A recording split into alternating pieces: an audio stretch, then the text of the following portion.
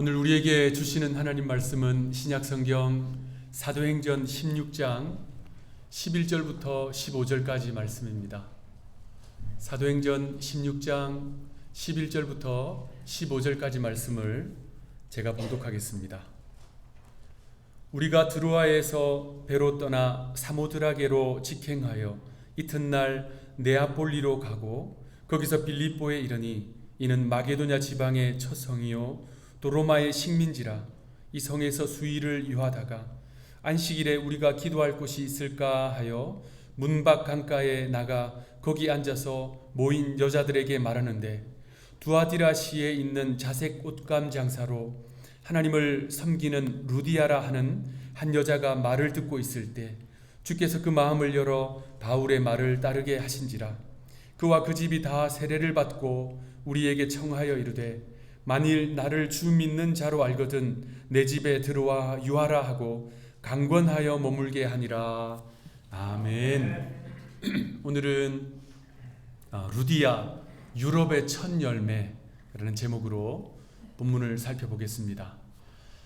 사도 바울의 선교는 와서 우리를 도우라 라고 외치는 이 마게도냐인의 환상을 기점으로 그 방향이 전환되었지요.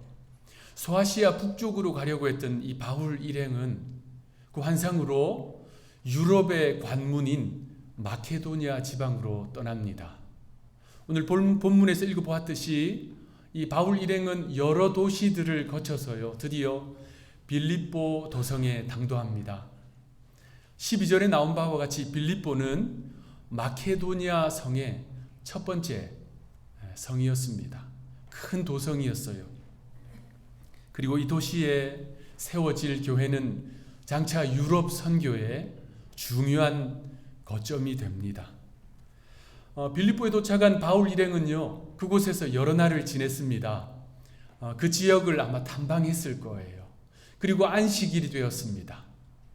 바울은 안식일에 기도할 장소를 찾아다녔어요. 오늘 본문 13절 말씀 우리 합독하겠습니다. 13절 시작. 안식일에 우리가 기도할 곳이 있을까 하여 문 밖 강가에 나가 거기 앉아서 모인 여자들에게 말하는데, 지금까지 우리가 바울의 선교 패턴을 쭉 살펴보면요 바울은 안식일이 되면 유대 회당으로 찾아갔어요. 왜냐하면 그곳에 사람들이 많이 모이잖아요. 그리고 그들에게 복음을 전했습니다. 그런데 이 빌립보 도성에는 유대교 회당이 아직 없었어요. 유대교 회당은 최소 유대 성인 남성 10명이 있어야 세울 수 있었어요.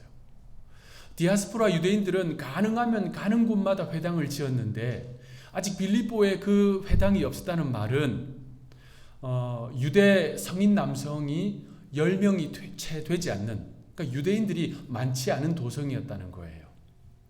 훗날 이 빌립보에 교회가 세워지고 바울이 그 교회에 편지를 보내거든요. 그것이 빌립보서입니다. 그 편지의 내용을 살펴보면 이 빌립보 교회에는 유독 여자 성도들이 많았고 또 교회의 지도자들도 여성 지도자들이 많았다는 것을 알 수 있습니다. 유대인들이 회당이 없는 곳에서도 안식일에 모여서 기도를 했거든요.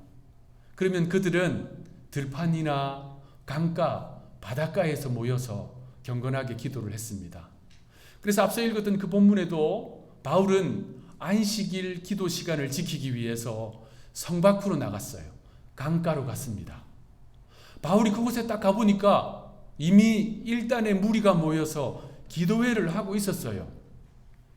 유대 여인들과 유대교의 영향을 받은 경건한 이방 여인들이 모여서 기도회를 하고 있었어요. 바울이 그곳으로 찾아갔습니다. 그리고 말씀을 선포했어요. 그곳에 루디아라고 하는 여인이 있었습니다. 이 루디아는요 이제 유럽 대륙 가운데 첫 번째로 세례를 받는 영광스러운 인물이 됩니다. 오늘 본문 14절에 보면 이 루디아에 대해서 다음과 같이 설명해 줍니다. 두아디라시에 있는 자색 옷감 장사, 하나님을 섬기는 루디아. 이 두 표현으로 루디아라고 하는 여성이 어떤 인물인지 우리가 충분히 생각해 볼 수 있습니다. 먼저 두아디라. 이 두아디라는 루디아의 고향입니다. 두아디라는요, 소아시아에 있는 성읍입니다. 그런데 이 도시는요, 고대로부터 옷감을 염색해서 판매하는 사업이 매우 왕성했던 도시였어요. 여러분들도 다 들어보셨을 고대 그리스의 유명한 시인이 있습니다. 호메로스라는 사람이에요. 우리 영어로는 호머라고 불러요. 기원전 8세기의 사람입니다. 그러니까 이 사도 바울이 지금 활동하던 시대로부터 800년 전의 인물이에요. 이 사람도 이 소아시아 출신이거든요. 그가 그 유명한 오디세이와 일리아드를 기록했어요. 그 사람의 그 글에 보면 이런 내용이 나옵니다. 두아디라 시에서는 세계적으로 유명한 자주색 천이 생산된다. 이런 글귀가 나와요. 그리고 고고학적으로도 그런 발굴들이 많이 되었습니다. 두아디라 성에 아주 고대 비문이 나왔어요. 그 비문에는 고대 그리스어로 이렇게 쓰여져 있었습니다. 자주색 옷감을 염색하는 자들 가운데 성공한 두아디라 출신의 리쿠스의 아들 안티오쿠스를 도시의 명예로운 자선가로 선정한다. 그게 비문에 딱 새겨져 있었어요. 그러니까 그 고대 시대에서부터 지금 바울이 활동하는 이 시대까지 수백 년 동안 두아디라 시는요, 옷감을 염색하는, 특별히 자주색 옷감을 염색하는 일에 아주 그 사업이 활발했습니다. 그 당시 이 자주색 옷감은요, 매우 고가로 매매되었어요. 그러니까 부와 권력의 상징이 바로 이 자주색 옷이었어요. 왕이나 왕족들, 귀족들, 고관, 이 대작들이 그 자주색으로 된 옷감으로 만든 옷을 즐겨 입고 다녔습니다. 그것은요, 이 유럽뿐만 아니라 고대 근동 지역 전체가 그랬어요. 그래서 우리 예수님께서 누가복음 16장에 보면 비유로 말씀하시는데 부자와 거지 나사로의 비유를 말씀하세요. 그때 주님 이런 이야기를 하세요. 부자는요, 이 자주색 옷을 입고 있었다라고 말씀하셨어요. 그러니까 그 부자가 엄청난 거부였던 거예요.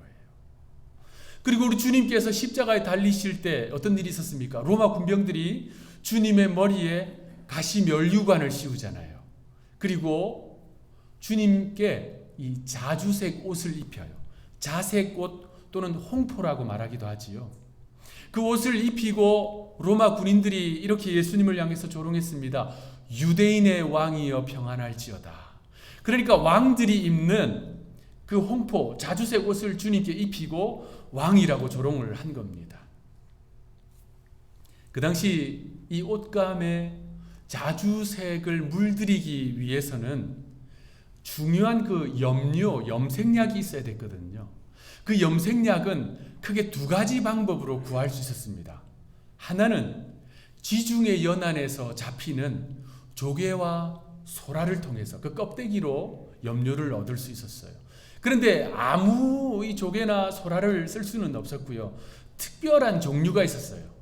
그것을 채취해서 또 특수한 방법을 사용해서 이 염색약을 얻었습니다. 또 하나 방법은요, 식물을 사용하는 거였습니다. 우리는 그걸 꼭두선이라고 하는 풀이 있어요. 꼭두선이. 한의학에서는 천초라고 부릅니다. 약초예요. 이 꼭두선이 식물의 뿌리를 캐야 돼요. 그것을 말리고 빻아서 여러 번 삶고 거기다가 이 옷감을 넣어서 삶고 식히고 이 수차례의 과정을 거쳐서 염색을 할 수 있었어요. 그렇게 염색된 자주색 옷은요, 퇴색이 안 되었어요. 그 고운 색깔이 수년이 가도 그대로 유지가 되었습니다. 염료를 구하기도 어렵지요. 그리고 염색하는 과정도 굉장히 까다롭지요. 그러니까 그 옷감은 고가로 판매가 된 거예요. 주로 여러분들 이 로마, 그리스 이런 걸 다루고 있는 옛 시대를 다루고 있는 영화를 보면요, 왕들이 이 자주색 가운을 많이 입고 나옵니다. 그 로마의 이 왕실이 아주 즐겨 입던 옷이었습니다. 루디아는 전통적으로 그 자주색 옷감을 많이 생산하는 두아디라 출신의 여성이었고요. 본인도 그 자주색 옷감을 판매하는 사업을 하고 있었습니다. 자, 그런데 지금 루디아가 있는 곳이 두아디라가 아니잖아요. 빌립보잖아요. 두아디라는 소아시아, 빌립보는 로마의 이 통치를 받고 있는 그 지역 안에 있었습니다. 그러니까 유럽 땅이었어요. 그러니까 이 루디아는요, 지금 무역업을 하고 있는 겁니다. 고향 두아디라에서 질 좋은 이 자색 옷감을 가지고 와서 유럽 땅에서 판매하고 있는 거예요. 로마 지역에서. 그런데 이 로마가 통치하는 그 지역에 자신의 저택이 있고요. 그리고 사업장이 있는 거예요. 매우 부유한 여성입니다. 한마디로 루디아는 그 이방 땅에서 성공한 여성 사업가예요.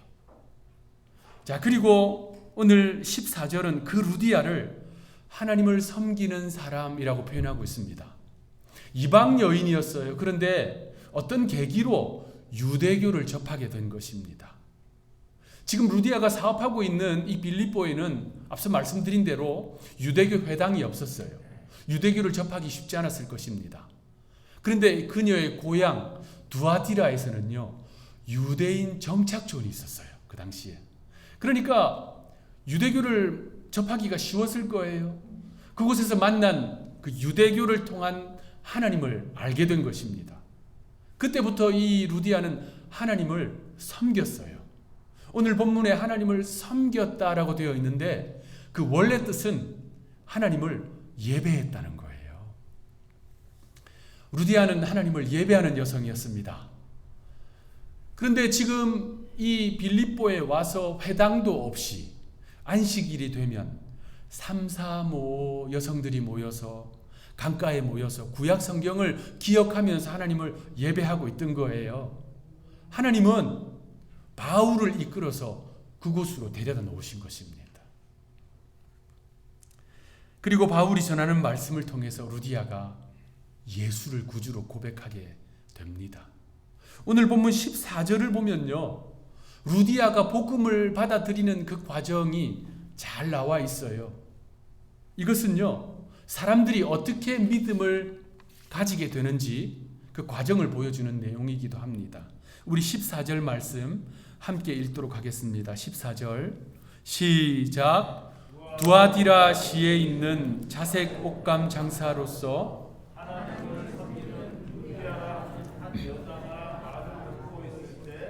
주께서 그 마음을 열어 바울의 말을 따르게 하신지라. 자, 이 한 구절에는 중요한 세 가지 동사가 나옵니다. 듣다, 마음을 열다, 말을 따르다. 이 세 가지 동사가 나와요. 한번 따라 하시겠습니다. 듣다, 마음을 열다, 말을 따르다. 네. 이 세 가지 동사가 있는데 그 중에 두 가지는 수동형이에요. 그러니까 마음을 열다, 말을 따르다는 수동형으로 돼 있어요. 하나님께서 루디아의 마음을 열어주신 거예요. 하나님께서 루디아로 하여금 말씀을 따르게 해주신 것입니다. 그러니까 마음을 열어주시고 말씀을 따를 힘과 지혜를 주시는 것 하나님이 해주신 거예요. 그 결과 루디아가 믿음을 갖게 된 것입니다. 그러므로 루디아가 가진 이 믿음은 하나님의 은혜지요. 하나님의 선물입니다. 여러분, 이것이 성경의 핵심 내용 아닙니까? 에베소서 2장 8절 9절 우리 함께 읽어보겠습니다. 에베소 2장 8절 9절 시작. 너희는 그 은혜에 의하여 믿음으로 말미암아 구원을 받았으니 이것은 너희에게서 난 것이 아니요 하나님의 선물이라. 행위에서 난 것이 아니니 이는 누구든지 자랑하지 못하게 함이라. 믿음으로 얻는 구원, 이것은 전적으로 하나님의 선물입니다. 그래서 구원에 있어서 누구든지 자랑할 것이 없는 거예요. 그런데 감사할 수는 있습니다. 찬송할 수는 있어요. 구원을 감격할 수는 있습니다. 루디아가 받은 구원, 이거 하나님이 주신 선물이라는 거예요. 그녀의 마음을 열어주셨어요. 말씀을 들었는데 실천할 수 있는, 적용할 수 있는 지혜와 용기를 하나님이 주셨습니다. 14절에 중요한 동사가 3가지가 나온다고 말씀드렸습니다. 뭐였지요? 듣다, 마음을 열다, 말을 행하다. 예, 감사합니다. 이 2가지는 수동형이라 말씀드렸어요. 마음을 열다, 말을 따르다. 한 가지가 남았어요. 듣다. 듣다는 능동형이에요. 누가 했다는 말입니까? 루디아가 했다는 거예요. 루디아가 말씀을 들었다는 것입니다. 루디아가 바울이 선포하는 말씀을 들었어요. 그것으로 루디아의 영적 신앙의 행보가, 이 구원의 여정이 시작되었습니다. 루디아가 이 말씀을 들었다는 것은 3가지 측면으로 우리는 생각해 볼 수 있습니다. 왜냐하면 이건 루디아의 구원에 있어서 매우 중요하기 때문입니다. 첫째로는 루디아가 바울이 전하는 말씀을 들었다는 말은 말씀이 선포되는 그 자리에 있었다는 말입니다. 당연한 이야기지요. 그런데 매우 중요합니다. 로마서 10장 17절은 이렇게 말씀합니다. 그러므로 믿음은 들음에서 나며. 믿음은요, 들어야 생깁니다. 듣기 위해서는 말씀이 선포되는 자리에 가야 되지요. 말씀이 선포되는 장소에 있어야 한다는 말입니다. 말씀이 선포되는 곳에 열심히 참여해야 한다는 말입니다. 앞서 제가 믿음과 구원은 하나님의 선물이라 말씀드렸습니다. 이것은 변하지 않는 진리예요. 그런데 이 말이 믿음을 받아들이려고 하지도 않고 거절하고 거부하고 아무것도 하지 않고 가만히 있는데 믿음이 짠하고 생긴다는 이야기가 아니에요. 성경에 그런 아주 예외적인 경우가 있기는 합니다. 예를 들어 바울의 회심과 같은. 그런데요, 그것을 그 예외적인 상황을 일반화시켜서는 안 돼요. 하나님의 일반적인 구원의 방식은 말씀을 듣는 자에게 믿음이 생겨나게 해주시는 것입니다. 그러므로 믿음은 들음에서 나는데, 바꾸어 말하면 듣지 않으면 믿음이 자랄 길이 없다는 거예요. 들어야 믿음이 자랍니다. 들어야 믿음이 성장합니다. 그러므로 말씀을 즐겨 듣는 여러분들 되시기 바랍니다. 오늘처럼 주일 예배에 열심히 참석하셔서 말씀을 즐겨 듣고 새벽 예배에도 열심히 참석하셔서 말씀을 즐겨 들어야 합니다. 왜냐하면 믿음은 들음에서 나기 때문입니다. 루디아가요, 그렇게 말씀을 듣는 것을 시작으로 믿음이 자라기 시작했습니다. 둘째로는 루디아의 듣는 자세입니다. 루디아는요, 말씀을 집중해서 들었습니다. 우리 성경에는 루디아가 들었다라고 간략하게 해석되어 있는데요, 헬라어 원문을 보면 루디아가 마음의 문을 활짝 열고 들었다라고 기록되어 있습니다. 이것을 우리는 경청이라고 말하지요. 경청, 마음을 열고 집중해서 듣는 자세, 경청입니다. 믿음에 있어서 이 경청은 매우 중요합니다. 여러분, 솔로몬을 지혜의 왕이라고 부르지요. 이러한 호칭에 대해서 이견을 가지실 분은 거의 없습니다. 아버지 다윗이 죽고 난 이후에 솔로몬이 왕위에 오릅니다. 그가 한 공식적인 첫 번째 업무가 기브온으로 가서 1000번제를 드린 거였어요. 1000번제를 하나님 앞에 다 드리고 나자 그날 밤에 꿈에 하나님께서 이 솔로몬을 만나 주셨어요. 하나님이 말씀하셨지요. 내가 너에게 무엇을 해주랴? 내게 구하라. 그때 솔로몬이 구한 것은 지혜였습니다.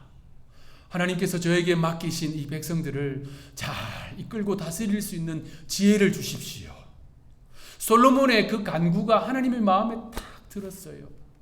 솔로몬이요, 부귀공명을 구하지 않고 원수의 생명을 멸해 주시기를 구하지 않고 그 귀한 간구를 했으니 하나님의 마음에 탁 들었어요. 그래서 그가 구하지 아니한 것도 주셨다라고 성경이 기록하고 있습니다. 그래서 솔로몬이 지혜의 왕이 되었잖아요. 그런데 솔로몬이 하나님께 구한 그 지혜, 히브리어 원문을 보면 쉐마라고 되어 있어요. 쉐마. 그런데 이 쉐마라는 것이요, 지혜로 번역되기도 하지만 원래 뜻은 듣는 마음입니다. 듣는 마음. 그래서 솔로몬이 하나님께 뭘 구했냐면요, 하나님, 저는 잘 듣고 싶습니다. 경청해서 듣고 싶습니다. 백성들의 소리, 하나님의 음성을 잘 듣는 경청의 마음을 주십시오. 그것이 솔로몬이 지혜의 왕이 되게 한 것입니다. 여러분, 잘 들어야 들은 대로 살 수 있지 않습니까? 그 쉐마라고 하는 중요한 단어가 신명기 6장에도 나오거든요. 이 신명기 6장에 보면 이스라엘 백성들이 정말 제일 중요하게 여기는 구절이 있습니다. 너는 마음을 다하고 뜻을 다하고 힘을 다하여 주 너의 하나님을 사랑하라. 이스라엘 백성들이 정말 중요하게 여기는 말씀이에요. 우리도 귀하게 여기는 말씀 아닙니까? 그런데 그 구절 앞에 이런 표현이 나오지요. 들으라 이스라엘아. 이런 표현이 나와요. 원문을 보면 쉐마 이스라엘. 들으라 이스라엘아.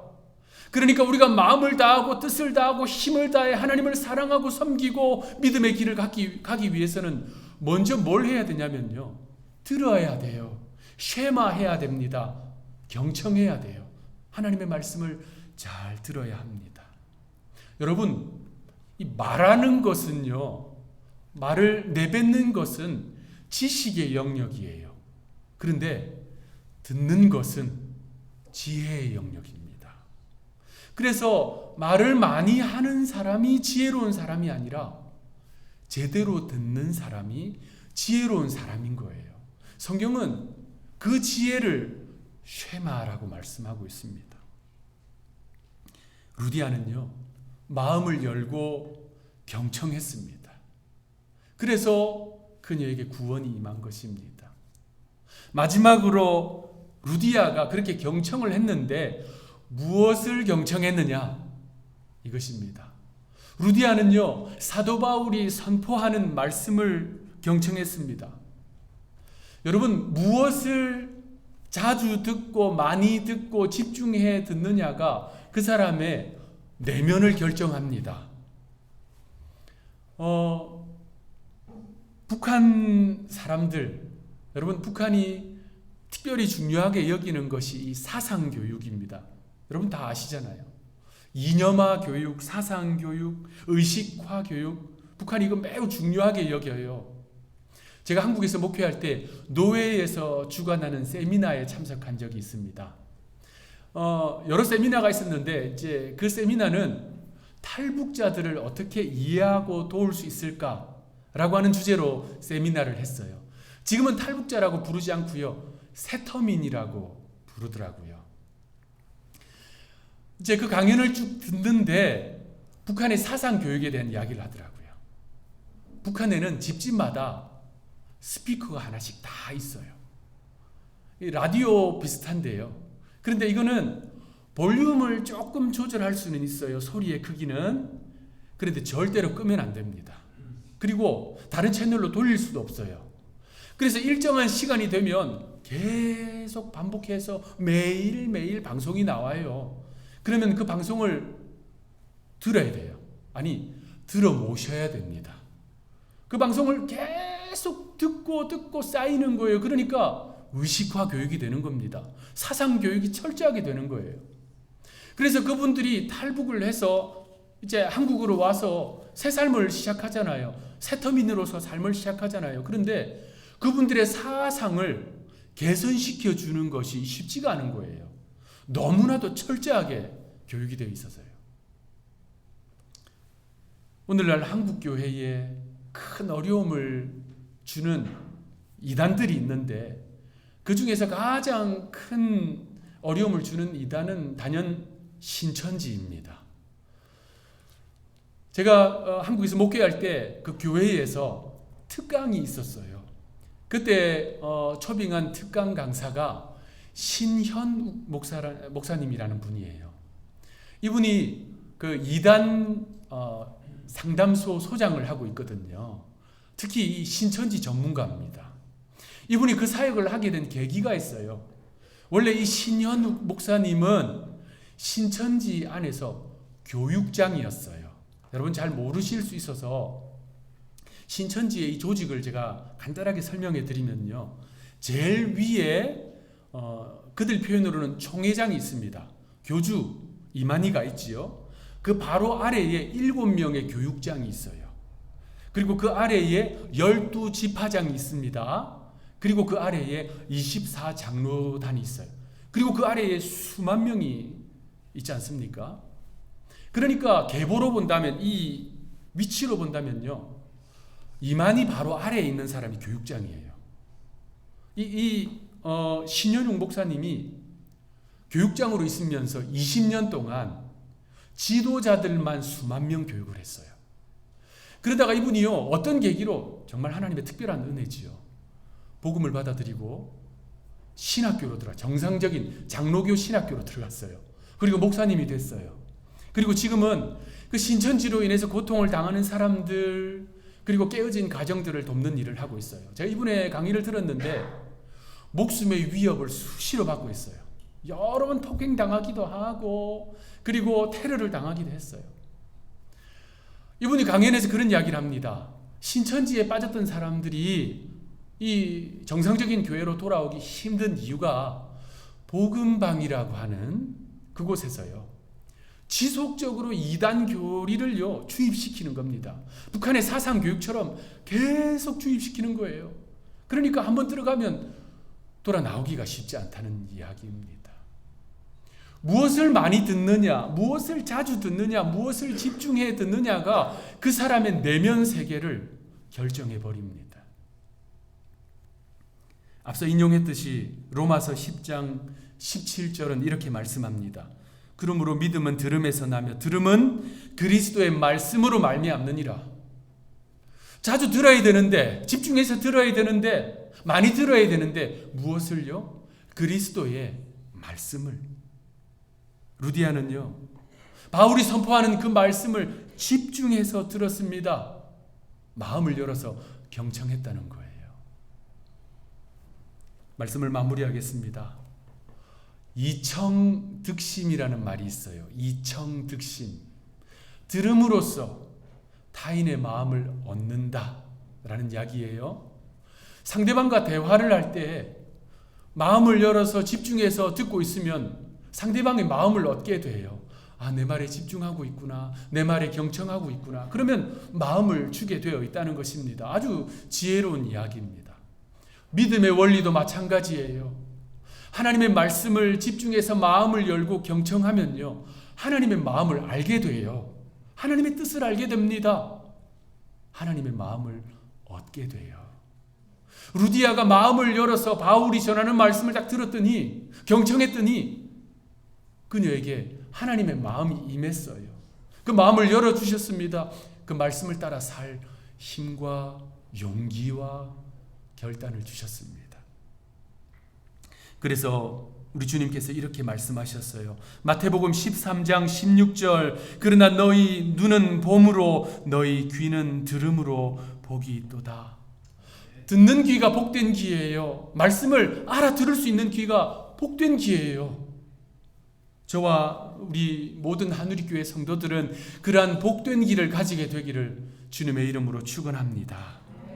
루디아의 귀는 복된 귀였어요. 그래서 말씀을 척 알아듣고 그 말씀을 따라 살아가게 됩니다. 그래서 유럽 대륙 전체에서 첫 번째 세례를 받고 구원을 받는 명예로운 존재가 되었습니다. 루디아는 사도 바울을 자신의 집으로 초청했어요. 자신뿐만 아니라 온 가족들, 자신의 사업처에서 일하는 모든 사람들이 세례를 받을 수 있는 기회를 열었어요. 구원을 받게 되었습니다. 그리고 그 과정을 중심으로 사도 바울의 유럽 선교, 로마로까지 나아가는 그 유럽 선교의 전초기지가 되는 이 교회가, 빌립보 교회가 세워지게 된 것입니다. 루디아는 바울의 중요한 동력자요 든든한 후원자가 되었습니다. 그래서 빌립보서 4장에서 바울은 루디아에 대해서 나와 함께 멍에를 짊어지는 자라고 극찬했습니다. 교회의 지도자가 되었어요. 사랑하는 성도 여러분, 루디아는요 말씀을 경청하여 듣는 것으로 그 믿음이 시작되었습니다. 하나님께서 그 결과로 그녀뿐만 아니라 그녀의 온 집안이 구원을 받을 수 있도록 해주셨고 교회의 중심이 되게 해주셨습니다. 그러므로 오늘 예배 자리에 나오신 사랑하는 우리 성도들, 또 온라인으로 예배 드리시는 우리 성도들, 늘 하나님 말씀 앞에 마음을 열고 경청하여서 진정한 구원의 은혜가 여러분들과 여러분의 삶의 자리에 임하기를 구주 예수님의 이름으로 축원합니다. 기도하겠습니다. 하나님, 루디아를 구원하시기 위해서 사도 바울을 그곳으로 보내어 주셨습니다. 루디아가 마음을 열고 하나님의 말씀을 들을 때에 주께서 그녀에게 구원의 은혜를 허락하여 주시고 그 가정과 사업처 위에도 복의 복을 더하여 주셨습니다. 하나님, 루디아처럼 우리도 늘 주의 말씀을 경청하고 그래서 이청즉심 하나님의 마음을 얻는 은혜가 있게 하여 주옵소서. 감사하고 구주 예수님의 이름으로 기도하옵나이다. 아멘.